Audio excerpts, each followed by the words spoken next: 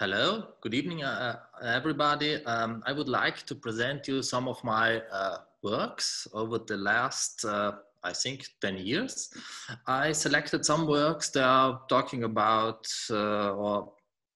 audience concentrated works, yeah, and it's all a little bit about seeing and being seen.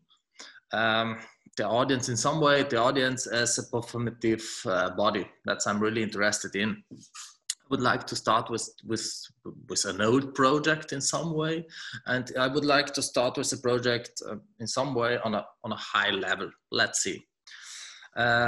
It's called CU. At 3,666 meters in the Austrian Hohentauern Mountains lies the summit of the Großvenediger. It is one of the highest and most famous Austrian mountain peaks. According to the legend, the name comes from the overwhelming view as far as Venice. The Großvenediger was first mentioned in a document the Großvenediger was first mentioned in a document in 1797. But the first ascent took place only in 1841. 175 years later, on 10 July 2011, I climbed it as part of the project CU. So here you can see me on the top of these mountains. The starting point for the tour was the Kürzinger Hütte at 2,500 meters. I stayed at the hut the day before and celebrated the opening of CU. We toasted the art project with wine in the wooden hut of the former cable car station, the old cable car station. The next day, I looked south from the summit. You can see it here on the picture in a beautiful sunshine. It was a beautiful day. Beautiful mountains were visible, but no lagoon city, not Venice. Geographical investigations proved that the far view from the Großvenediger to Venice is impossible, even under the best visibility conditions, because the line of sight is interrupted by various mountains. The legend is the fairy tale. Just over a month earlier, took place the opening of the 54th Biennale di Venezia.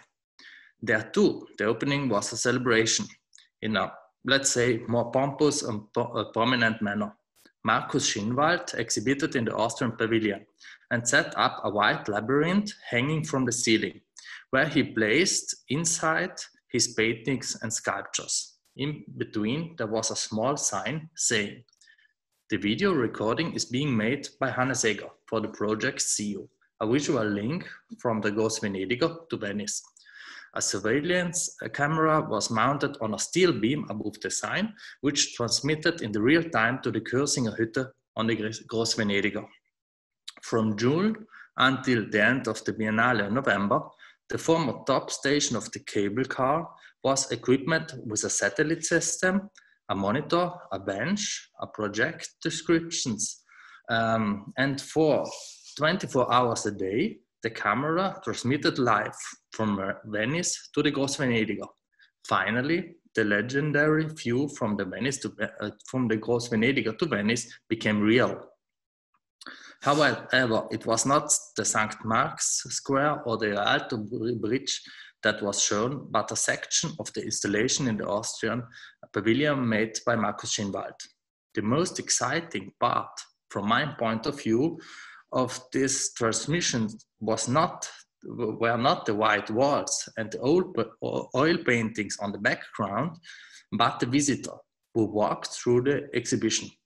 They stopped, they looked around, just walked by, took notes, talked to each other, took photographs, or did other things. Some made selfies with the picture, or even they touched it. Sitting on the bench on a 2,500 meters above sea level in front of the monitor and looking into the Venice. 200 kilometers away, the viewers waited for the decisive moment. What happened? Who comes next? What does the person who just comes around the corner do? There was an analogy between the audience at the Kürzinger Hütte and the one in Venice that I had not considered at the beginning of the project. you have to know, you take more or less 3 hours to ascend to the hut. And most of the people, of the alpinists, are carrying, of course, backpacks and arrived there quite exhausted. Whenever they visited the transmission room of CU on this Kürzinger Hütte, they sat down on the bench in front of the monitor and watched the chains in Venice. And they saw mainly this, something like really close to them. They saw walking people, a lot of them also equipped with backpacks or bags and quite tired because the Austrian pavilion is located in the back of the Giardini. Up to there, the majority of the visitors has already seen a lot of art and walked a few kilometers through Venice. So tired hiking people in the mountains looked at tired walking people in an exhibition. Now I would like, so this is me on the top of the mountains, looking south. On the next picture, here you can see this old cable station that makes part of this Kürzinger Hütte. This was this transmission room with the satellite, and inside was possible to see in real time Venice on this monitor. It's me. And here we see some stills from the video transmissions. We see here some people in Venice, in the Giardini, in Shinwald's labyrinth, going through the installation with backpacks. Okay, now I would like to talk about another project. So maybe it's not, yes, I start to talk about one project, but it's more a series of projects. And for my development as an artist, or for my practice, it's quite important because it's an ongoing project. But the starting point was quite clear, and it started with this platform. I called it in 2012 also a dance floor in some way. 1 year later, in 2012, I was invited to contribute for the exhibition Panorama, New Art in South Tyrol in the Franzensfest Fortress. With one of the curators, Denis Isaia, I had long discussions about the work. And he asked me to make a work, or to develop a work on and with the audience. The result, or one part of the result, was the installation Perform Yourself, consisting of an outdoor stage measuring about 4x4 meters, a large format drawing printed on aluminium that could be understood as an instruction for action, and a small booklet that collected instructions on movement sequences in the rooms, in the exhibition rooms, in the other exhibition rooms. The accompanying booklet described the project as follows.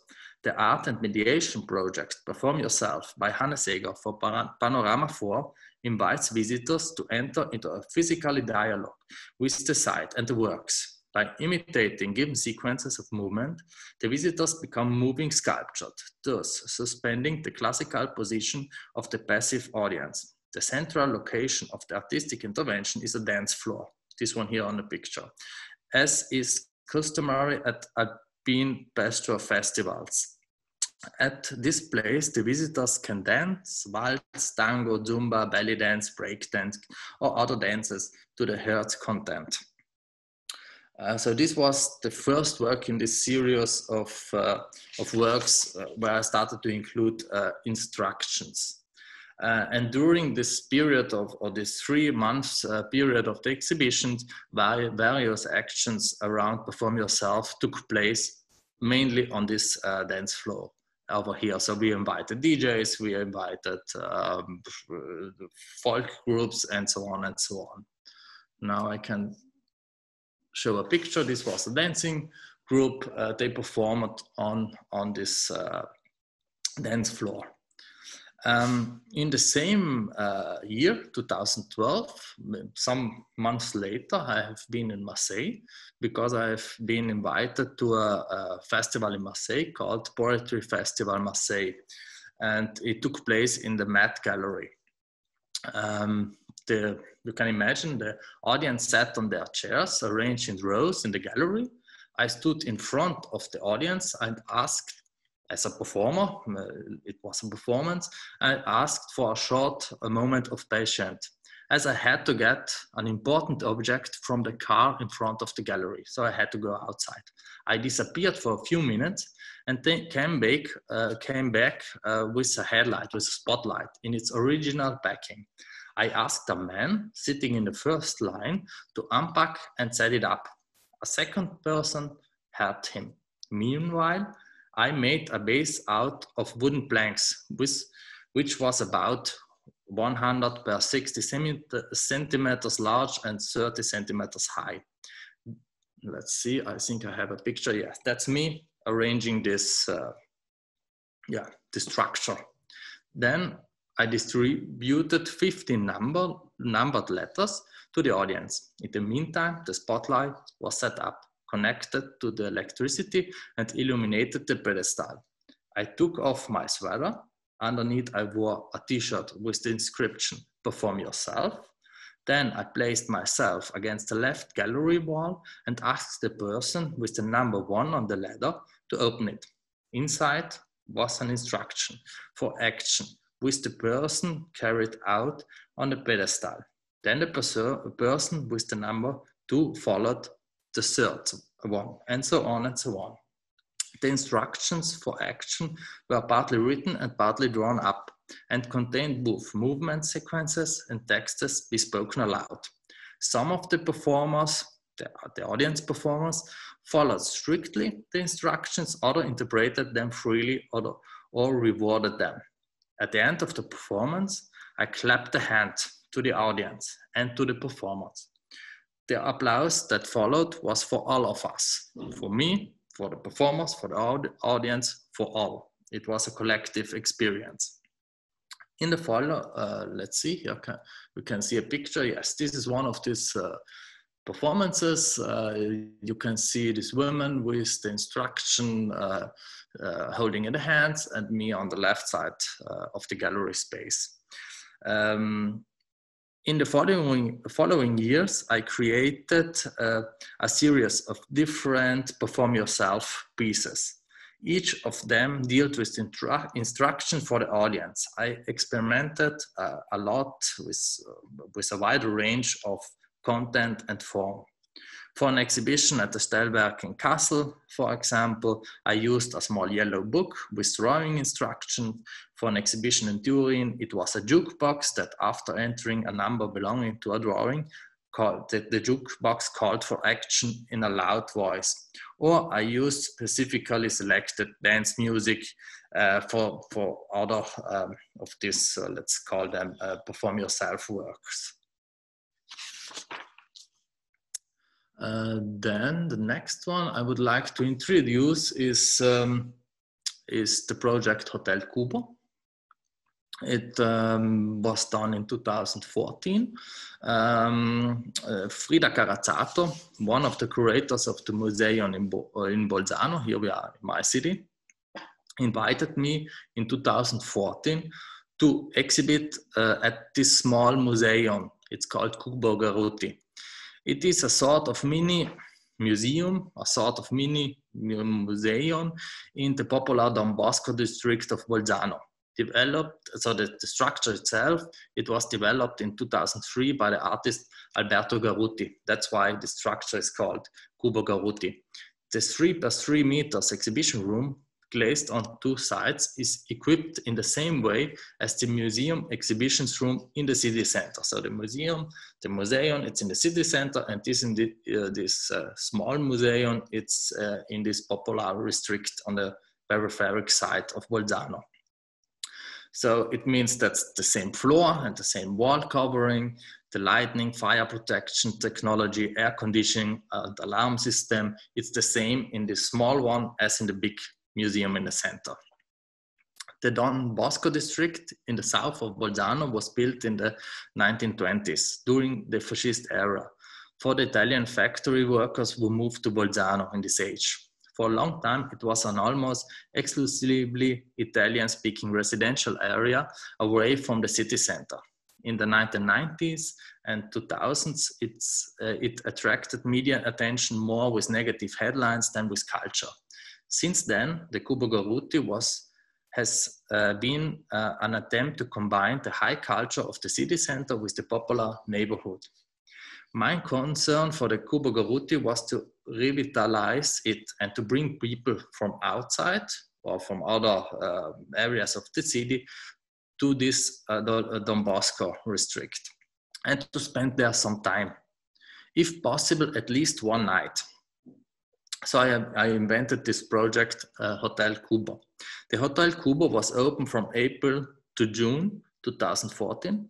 It consists of a bed with bedding, a bedside table, light, coat hooks, heavy black curtains to darken the windows, a map of the hotel's surrounding, and an audio guide to the neighborhood. In addition, an overnight kit with towels, slippers, and blindfold was available to buy at the museum. The wet room with a small sink and a chemical toilet was set up outside, just behind the Kubo Garuti. I think maybe we here, yeah, we cannot, yeah, you can see it on the left side of the photo, the toilet. The hotel could be booked for the duration of the exhibition, and after only a few days, the mini hotel, probably in one of the most unattractive places in the tourist destination of South Tyrol, was fully booked. The curator of the project, Frida Carazzato, described her tasks in the catalogue published after the exhibition as follows. My role is that of a gatekeeper. I have to take care of the reception for the guests, accompany them to the room, explain the function of the keys, the lights, the bathroom, and the times of check-in and check-out.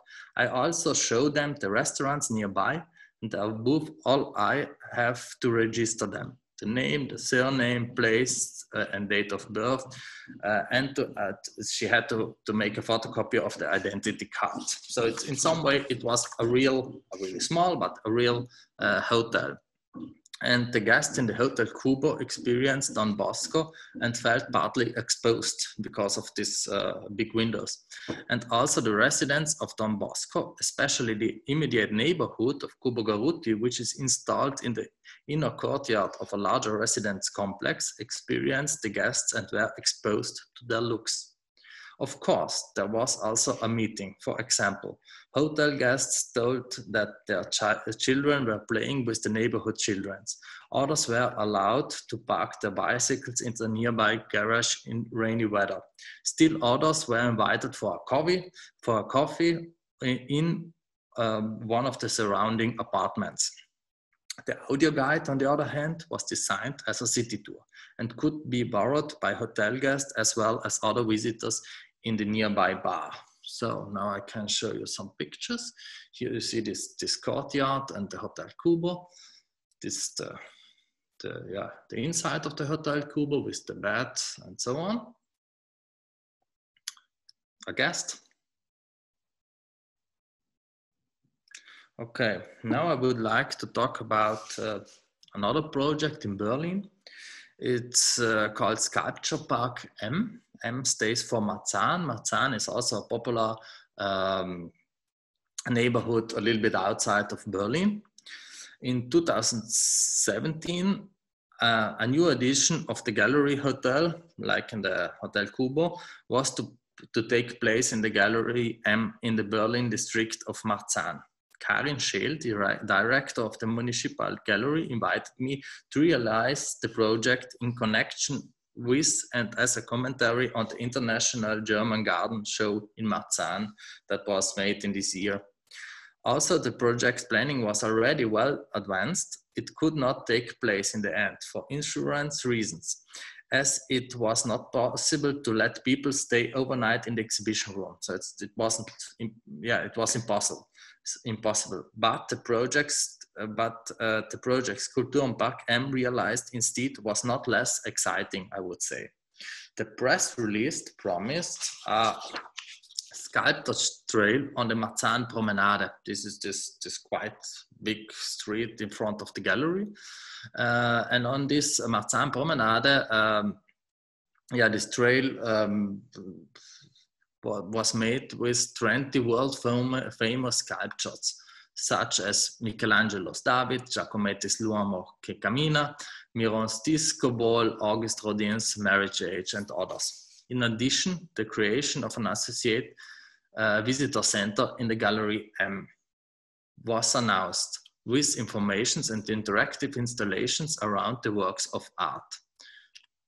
So let's see, these are let's call it on the picture, you can see this sort of sculptures.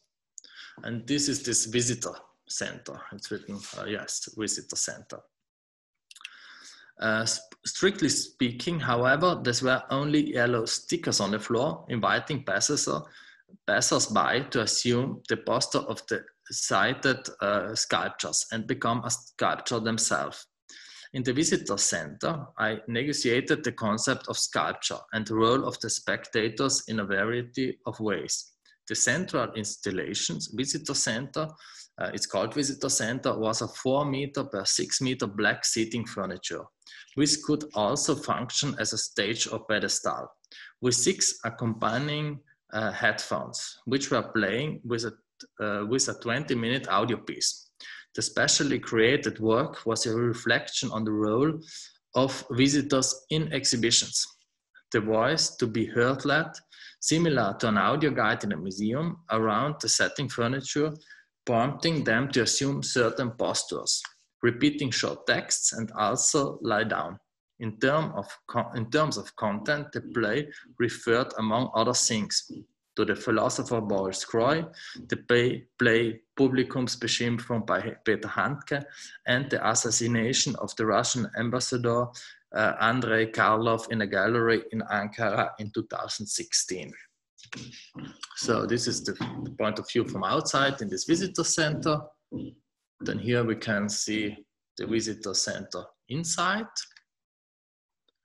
And on this picture, you can see a little, in some way, this pedestal, this central work, this central audio performative work in the middle of this visitor center. Since 2016, I have developed several audio or audience performances, like I call them. They are audio pieces in which more or less performative instructions are combined with narratives. Now I would like to let you hear one of these pieces. The piece is called Window Performance. It is quite new. It was created in May 2020. And in some way, yeah, I would say it definitely talks about the pandemic and the lockdown. So.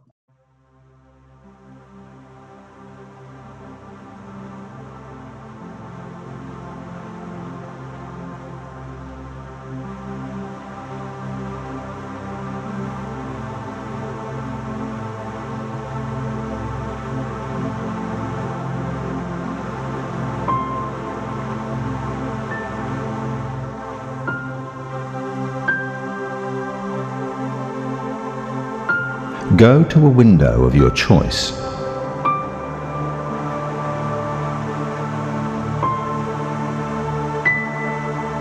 Stand in front of the window and look out.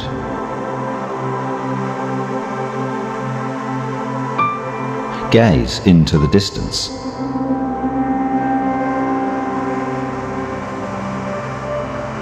Now raise your right hand. Stretch out your index finger and slowly move your finger towards the window pane.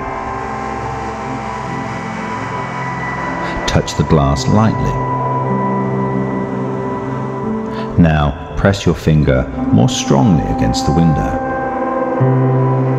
Feel the pressure. Remove the finger. Take a close look at the window pane. See the print of your finger. Now take the other hand. Spread your fingers and guide the hand with the inside towards the window. At a distance of a few centimeters from the window pane, stop. Can you already feel the resistance of the window? Now press your hand against the glass. You should feel the entire palm of your hand pressing against the window. Look at your fingers. Now look through your spread fingers. Remove your hand from the window. Stand upright and look closely at the glass. Did your hand leave marks? Bend your forearms and lift them up so that the outside of your forearms is facing forward. Bring your forearms up against the glass. They should be shoulder width apart. Fingers look up, elbows down. Clench your hands into fists. Press the outside of your forearms against the window. Now push your head forward so that you press your forehead against the window. Tense your fists, forearms, shoulders, and neck muscles. Stay in this position. Feel the tension. Release yourself from the window. Relax your upper body. Now kiss the window, and do so in such a way that the breath of your lips remains on the glass. Look closely at the marks of the kiss. Can you see your lips? Did you kiss with your mouth open or closed? Take a small step back. Now stretch out your right index finger again. If you're left-handed, use your left hand. Draw the following letters on the window with your finger.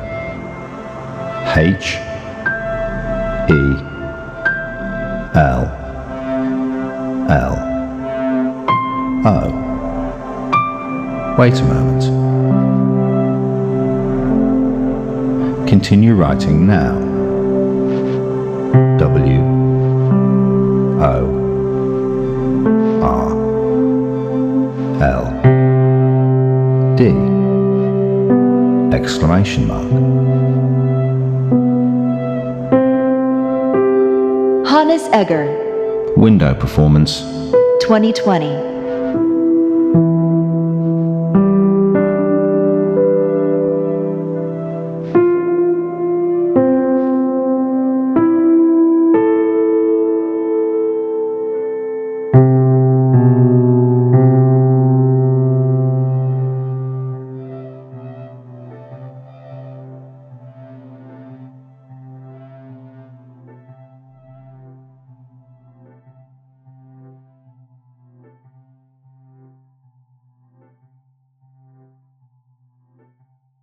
So, thank you for performing it, or also for listening it. This is a piece I did in May during the last weeks of the lockdown, and also I started to work on this lockdown. I think so for me. I think for a lot of people it was really quite a new situation and experience, and I'm not so sure about the results till now. Now we are on a second lockdown in Italy, and for me it was as a form of my personal reflection. I created a work in Milan because Milan is in some way, it was in the springtime one of the first cities with really heavy problems with COVID-19. And also Milan is the center of the financial and economic center of Italy. And that's why I decided to make this in some way performative work, or I call it performative work in Milan. And I decided to do it during the art week. The art week in Milan is it's in the September usually. Of course, in 2020, wasn't done. Yeah, it was. It started to be. It wasn't a fair. It was only online, and I decided to make this work. And in the published space, I involved a truck to go around in the city, to cross the city for a whole week. And now I would like to show you the video.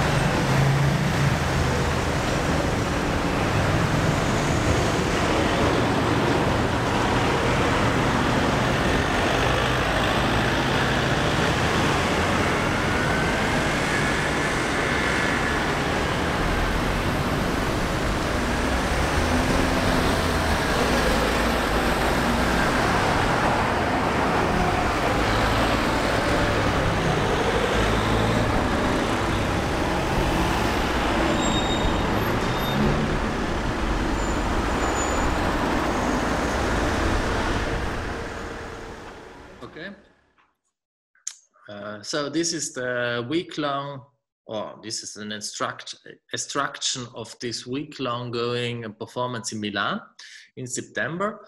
And it is also the starting point for the exhibition in Ustin ad Labem at the House of Arts. The exhibition is called Everything Has Changed, Nothing Has Changed. So this is for the summertime. It was this a little bit my feeling with this COVID-19 pandemic, with the lockdown. So it seemed for me that in some way the world is in some way changing, and on the other side it's not changing. I think it's up to us what we are going to do with this really new experience. And that's why we together, we decided to use this video as starting point for the exhibition in Ustin ad Labem. The exhibition starts this evening. This is the opening now, and the exhibition starts with an open call. What we are going to do is to collect stories, experience from people about this year. 2020 is certainly really a special year, not only in Czech Republic, but all over the world. We probably will remember this year all over the world in some way. It's a really special period, and we would like to collect these experiences. We would like to collect the stories written down, or send it to us by email or letters or on Facebook or whatever. And we are going to put these letters, these stories in the exhibition. They should be shown online and in the gallery. The gallery at the moment it's closed, but when it's going to open, we can show all them also in the gallery. And some of this text, these experiences, we will pass to artists like performers, musicians, video makers, whatever, and they will going to interpret them and to give their own spirit on them. And these videos, the results are going to be videos, and they will be shown in the exhibition too. It's a work in progress. It's also a work in progress because this collaboration is important. It's also a work in progress because we doesn't know what's going on. At the moment we have the lockdown, but we don't know what's going on next week and the week after. So in some way everything is changed, nothing is changed, we doesn't know. And this is the starting point for the exhibition. It is very important to mention that we we're working on the exhibition from beginning of the year, because the first discussions, also the first concept of the exhibition, very different one, was sent by you, I don't know, January, February 2020. And then, of course, we were influenced by the situation in, I would say, in several waves. Because sometimes the situation was more optimistic than after very pessimistic. So it means that it was necessary to react on ongoing situation with COVID and restrictions related to pandemic situation. Very important moment which we should mention is that you as a performing artist based on collaboration with the public and site-specific situations, you couldn't come. It means that the whole exhibition process was made in distance. I think also for you it was a new situation. And then when became clear that it will be impossible for you to come and to collaborate physically with the local audience, as was planned at the very beginning, from the very beginning, we decided together to find a special form of the exhibition to give you possibility to participate and also to react on the situation that we didn't know and we still don't know if it will be possible to enter to the gallery. So it means that if it will be possible for audience to come and to show, to see the exhibition in the House of Arts. So it means, from my point of view, that the format of the exhibition became a theme.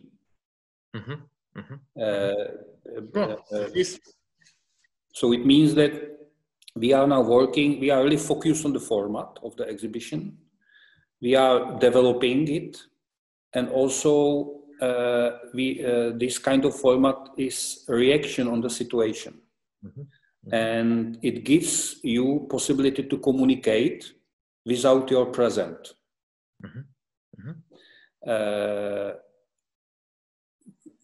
We established two levels of communication.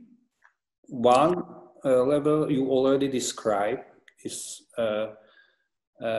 focus on the audience. So on people which probably would come to the gallery if the situation could be like always is. So those people are invited by you, by open call, to tell us, to write us their stories, especially, I would say, personal stories, which are related to 2020 and to their experiences. Not necessarily with COVID situation.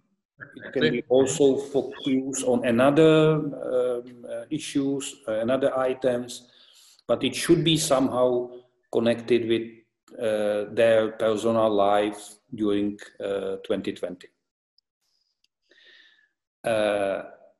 It is one level, I would say, communication between gallery and visitors, which in this situation can't come. They can't enter to the gallery space.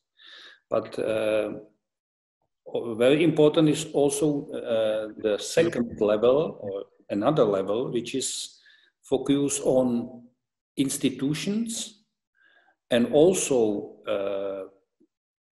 people, artists, which can't continue in their practice, in their everyday, I would say, work, because the institutions are closed,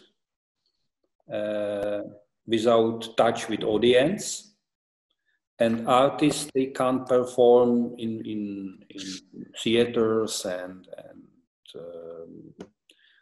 orchestras and so on. So it means that there is also communication between those people and institutions and gallery. So it means that the gallery is something like meeting point. And gallery should be always like a meeting point. But in this case, it's more online meeting point or virtual meeting point to get visitors, institutions, and artists together, and to give them possibility to communicate.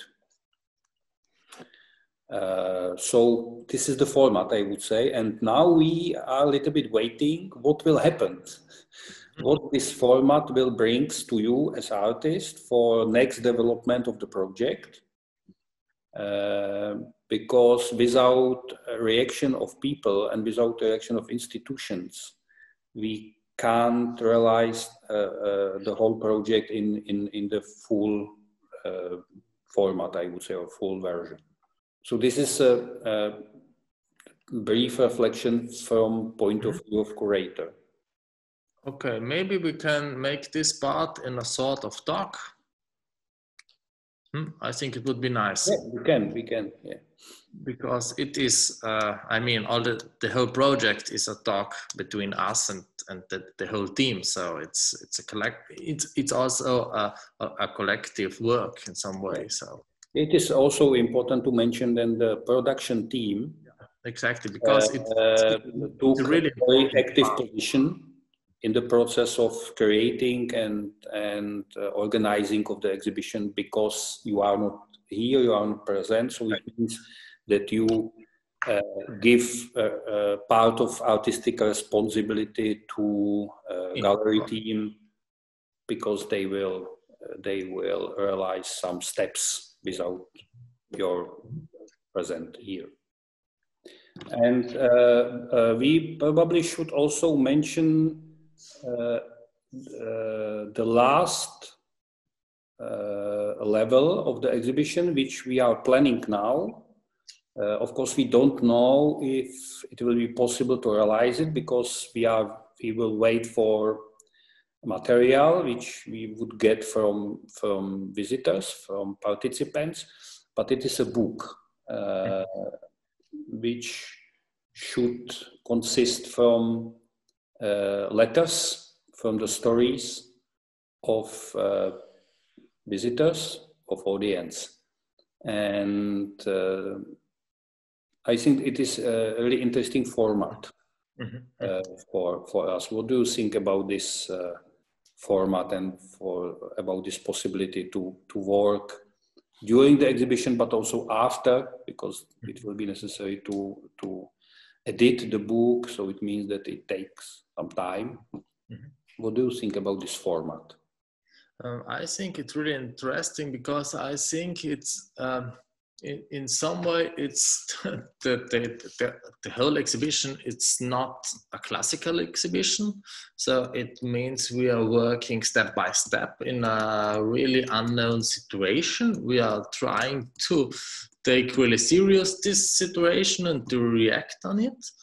And on the other hand, or as the last step, let's say like this, we are thinking about to publish a book, and the book is a really classical format, and this. So in this moment, it gets everything. It becomes really physically again. So a book is a really physical thing, and with this physical classical format, we are able, if it works, to collect the whole experience. I think so. It means we doesn't only collect the experience of, so on one hand, we are collecting our experience, or my experience as an artist, your experience as a curator, maybe the experience of the team, because it makes part of the whole project, the experience of the people that are sending the letters, the institution's experience.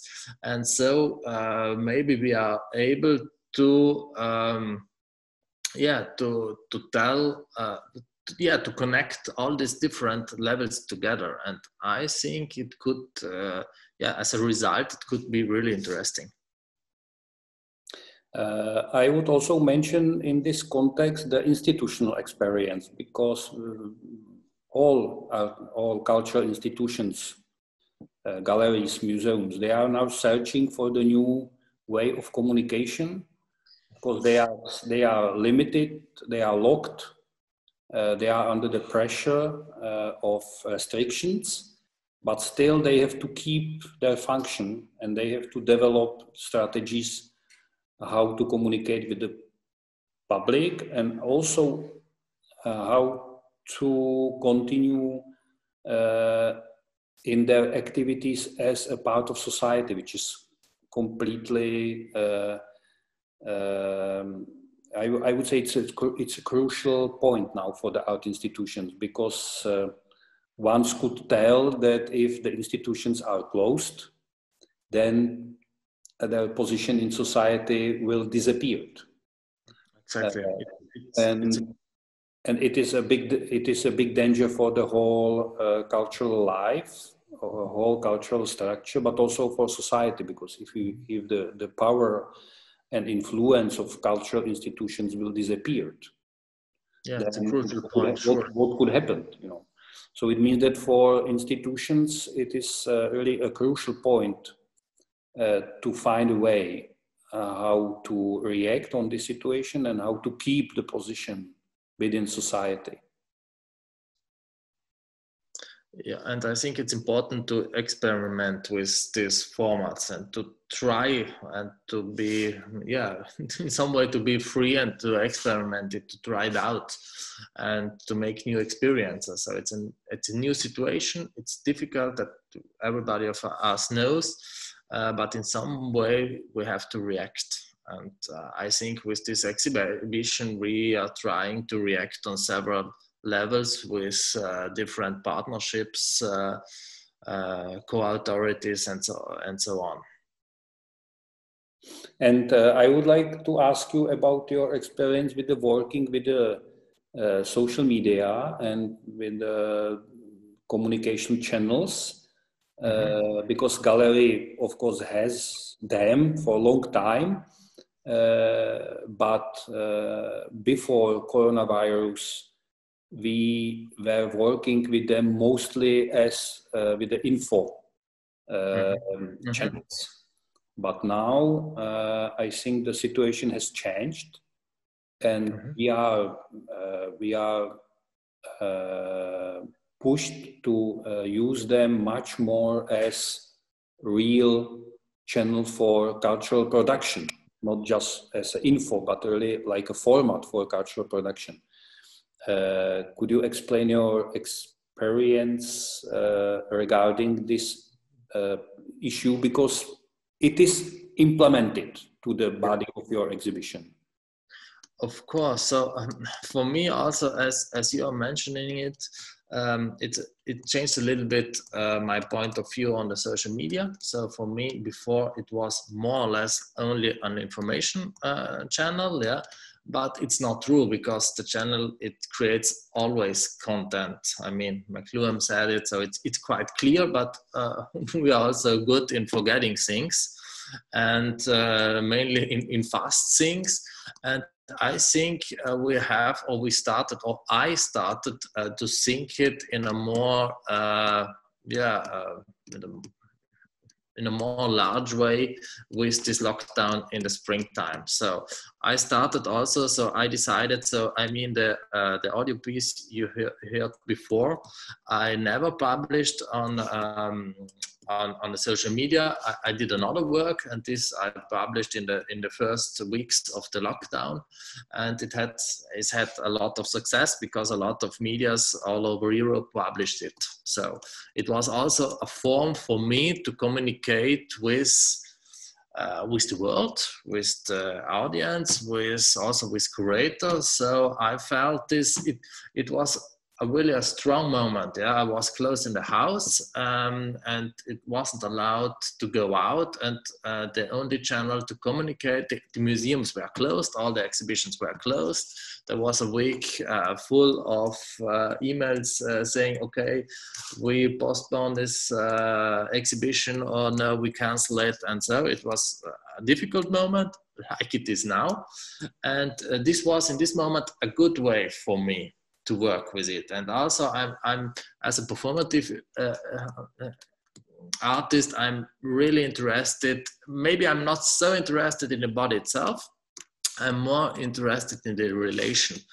And for me was the question, how can I do a performative work also in the social distance? So this was a little bit the challenge. And as I'm working for a longer time with these audio performances, I thought, okay, let's try it out. And I had my success in some way with it, and it was really interesting. So some people sent me videos or photos, and they said, okay, it was great to do something else because we were closed in our houses, in our kitchens. And it's maybe interesting to feel it or do something else in this space we are knowing so well. So I think of, yeah, medias, we have to use them, and it's a channel not only for communication, but it's also a channel of producing art and culture. In this context, I would like to ask you if the situation with the corona restrictions would change, let's say during January. Would you come or not?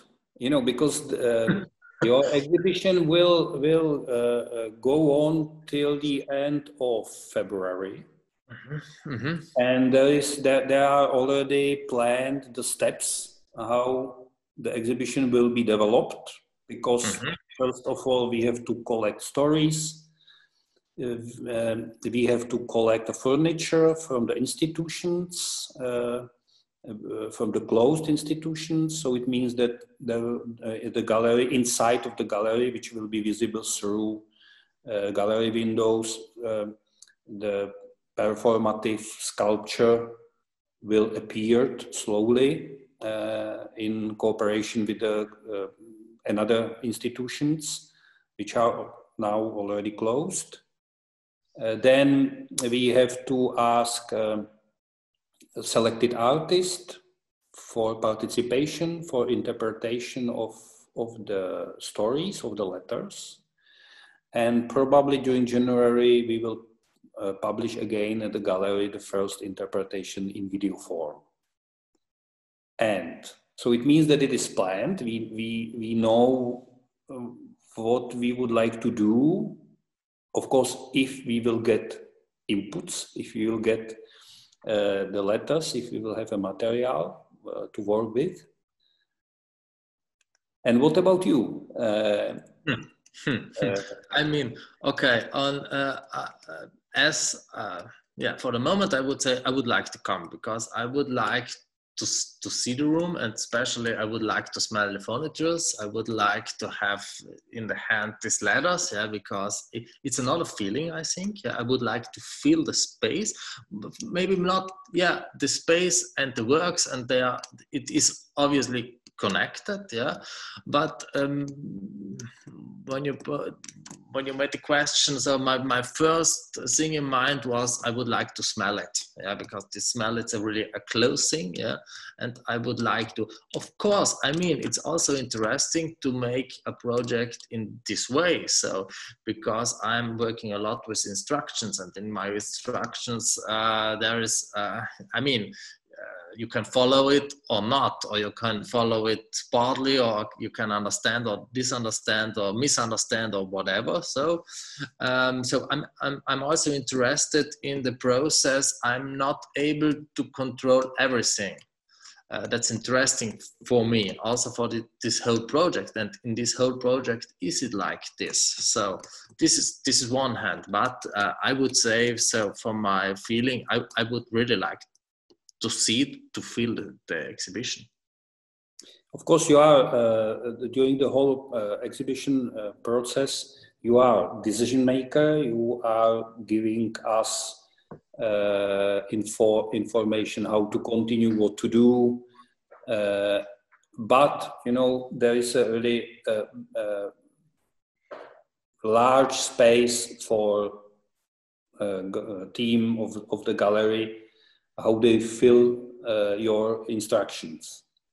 And the question is, if your present wouldn't change situation too much, you know, if you will come. This is my question, you know. I also don't know how to react if this possibility would be realistic. Okay, I would say I would like to come on the last day. So not to change nothing. So because I think it's not good, of course, my presence would change the whole process. That's clear. Only to entering the door, it will change. So it changes in some way the energy, or it changed in some way also the relation with the team, and so surely it's a social thing. I would say I would like to come the last day. And not to change nothing. So it's more like, so as a visitor. Because as I already mentioned, the last day of the exhibition, it will be not the end of the process, because all of us, we hope that the material which we get will be good enough to present a book. And also, on the other hand, the book wouldn't be focused just on the letters, because as you mentioned, it also would have capacity to document the whole process of exhibition making. So it means that, okay, there will be the end of the exhibition term inside of the gallery, but the project would continue.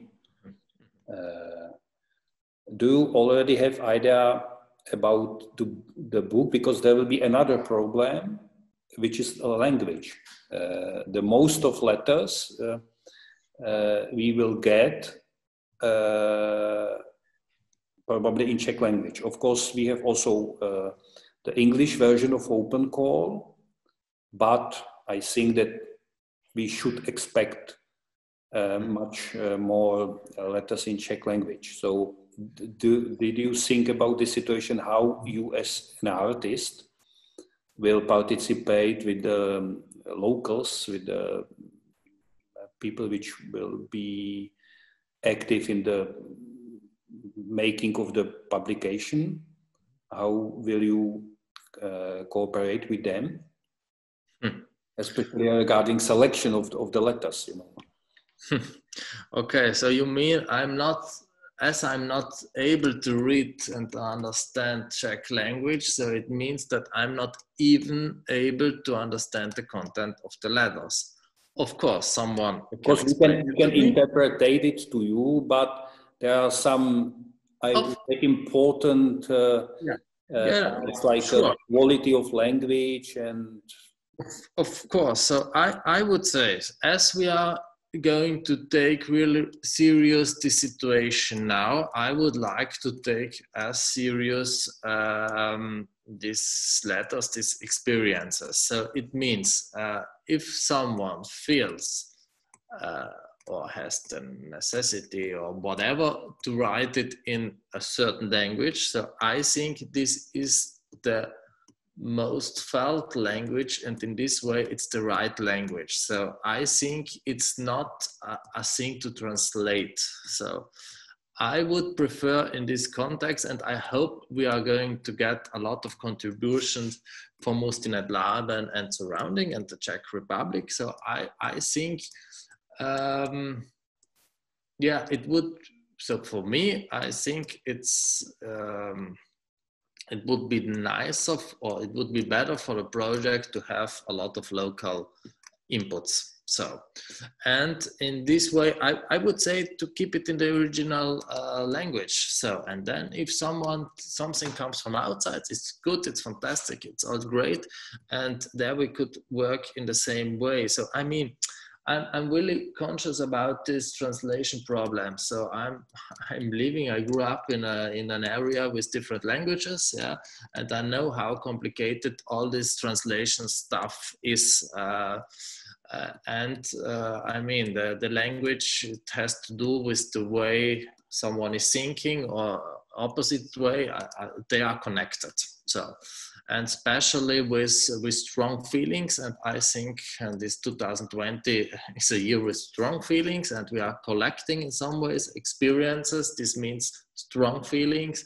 I think they should remain in the language as they were felt. You mentioned your experience with the language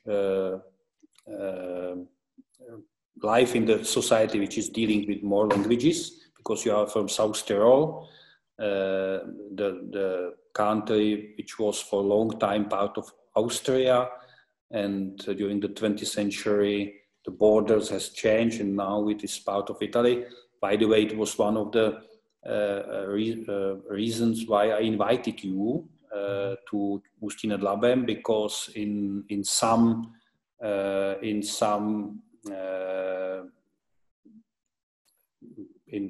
way our historical experience is similar, but during the process of exhibition making, this topic disappeared because of Corona situation and because of another issues were at the moment much more important to react on them.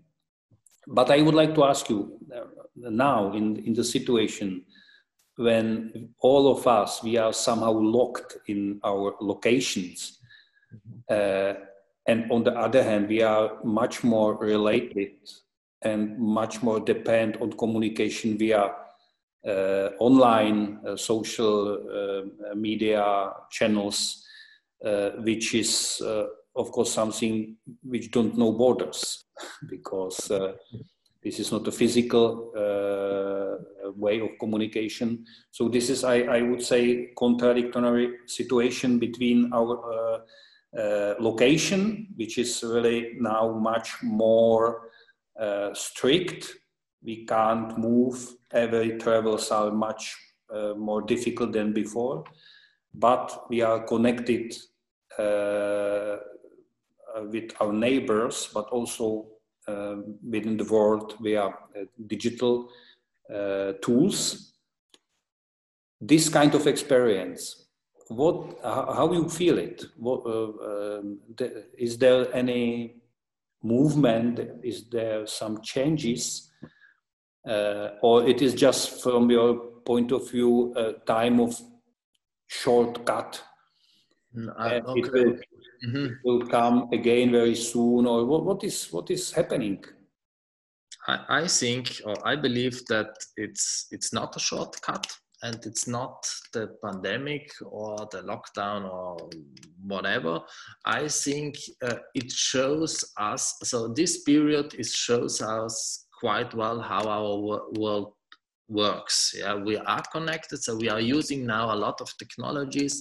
The technologies weren't invented for this moment now, but we are using existing technologies, existing knowledge also. So I think this moment shows us quite well how our work, how we constructed our world and how we are living this world in some way. So in a more conscious way, because we have more time maybe to think about, and we are not so disrupted by other things, I believe, yeah. And I mean, all the economy works like this, yeah. It's not important where you are producing, where you are doing, where you are sitting. Yeah, the only thing it's important that you don't have to pay a lot of taxes. So our world is Amazon. It's making a lot of money at the moment, yeah. And it's clear because this is it. In this way, our world is constructed, yeah. And I really believe that we are thinking a lot about borders and nationalities, but this is a thing in our heads, and it's not actual anymore. These are old concepts, yeah. We are, or a lot of us, we are quite conservative. So it means we would like to keep the things going on like we are used to. But I think that these are old concepts, quite really old concepts, yeah. And it's not the reality. The reality is a really connected world, as you before described it, connecting singular people on different levels. I think that's it, yeah. But not the political situation, it's not on this point, and also the society maybe not. The most connected thing is obviously the economic itself. So yeah, that's a little bit so, but I think it's the question. So it depends. This is a crisis. This crisis shows us how this world works, yeah. And in a crisis, I think we can ask if it's good or if it's not good, because it's shown more clearly. And this is a little bit also my question with the performance in Milan, and also the question I have to this exhibition or to this project itself. I'm not sure, yeah. So for me, it's the question if we are changing, if we are not changing. So it seems to me that at the moment the world is quite open, so it can happen. There can happen a lot of things, and but things are not happening. We are going to make happen things. Also, when we do nothing, they happen. But also doing nothing means to make happen something. So I think this is a crucial moment, and we have to think about what we are going to do and how we want to have our future. Or so we are constructing in this time, or the future is going to be constructed in this time, I think. And that's a little bit the question I have. So I'm not so sure. I read a lot about it. Some thinkers are saying, okay, but this was more a moment in the spring times that everything is changing. We will have a new, better, brave world, whatever. But just at the beginning, we had voices that said, okay, be careful, because maybe if it's starting to get a really strong economic crisis, maybe this world will remain the same, but worse than before, because in difficult times, often things are going worse. So yeah, that's the point where we are. I hope that this exhibition, this process, this kind of really open process, and the process we are not knowing what's going on, I hope it can help in some way to understand better this situation, yeah, to work on it, to have a feeling for it, and I hope that a lot of people can participate, can contribute to the project in different ways, yeah. The institution by borrowing us the furnitures, people to send us their experiences, artists to interpret them. So we hope really that this format, this exhibition can be something like, let's call it think tank, about this situation, and we can collect a lot of inputs that helps us and maybe also to other people, or surely me, they are going to help to understand better this situation and maybe to work on a, let's call it, better future. Fantastic, good.